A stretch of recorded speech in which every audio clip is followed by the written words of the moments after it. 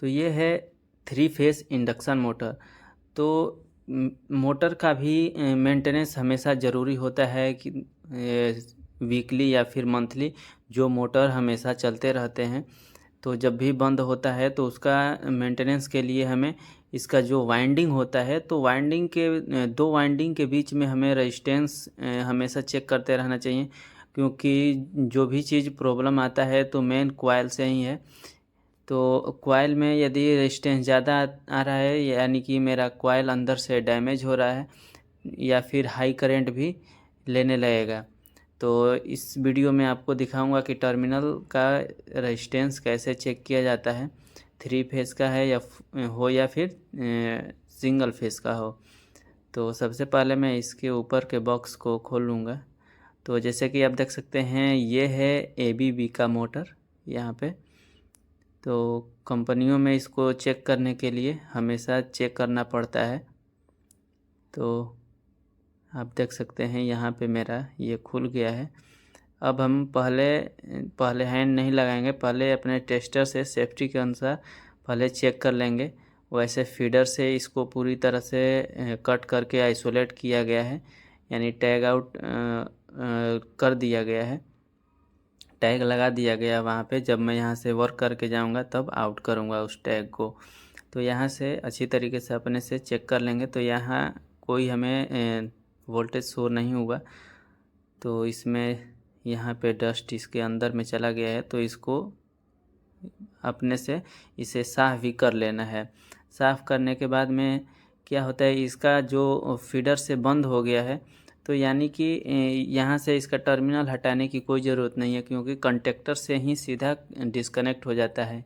यानी कि ये चेक करने से ये भी पता चलेगा कि मेरा लाइन में या फिर कहीं और भी वाइंडिंग में शॉर्टेज नहीं है।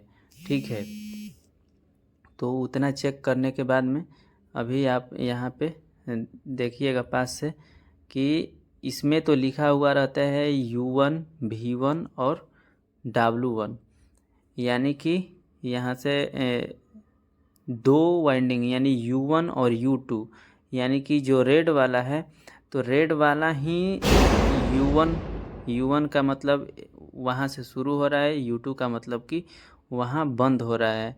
यानी कि दो चीज़ यहाँ पे दिया हुआ रहता है।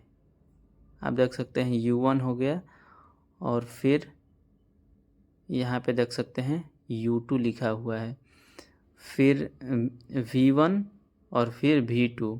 ठीक है, फिर W1 और W2।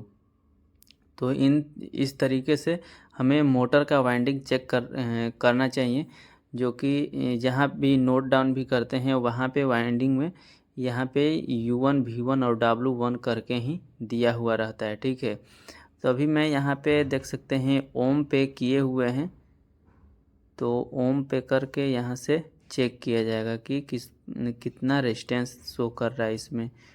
तो आप यहाँ पे देख सकते हैं दोनों में, यानी कि U1 और U2 में।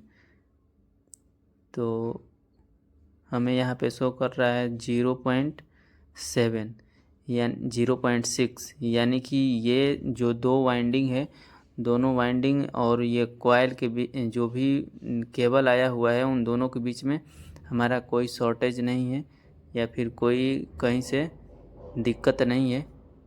तो इस तरह से आप क्रॉस करके आप चेक कर सकते हैं। तो इसमें भी आपको देख सकते हैं 0.6 ही शो किया, और फिर इसमें 0 ज़्यादा जब होगा तो मोटर मेरा हीट भी करने लगेगा। ठीक है, तो इस प्रकार से जिसका जितना ये मिनिमम रहता है वो उसका कॉइल बहुत ही बढ़िया है, यानी कि उसमें कोई रेजिस्टेंस ज़्यादा नहीं शो कर रहा है। तो अब मैं इसका यहाँ पे इसका जो रीडिंग है मैं यहाँ पे रीडिंग लिख दूँगा। तो देख सकते हैं यहाँ पे U1, U2 इस प्रकार से दिया गया है। तो ये मेरा क्रशर है, यहाँ मिला लूँगा। तो अभी देख सकते हैं और मोटर का भी चेक किए हैं, तो यहाँ पे U1 और U2 में लिख देंगे 0.7 6, 0.6 और 0.6। बस दूर से एक बार देखा।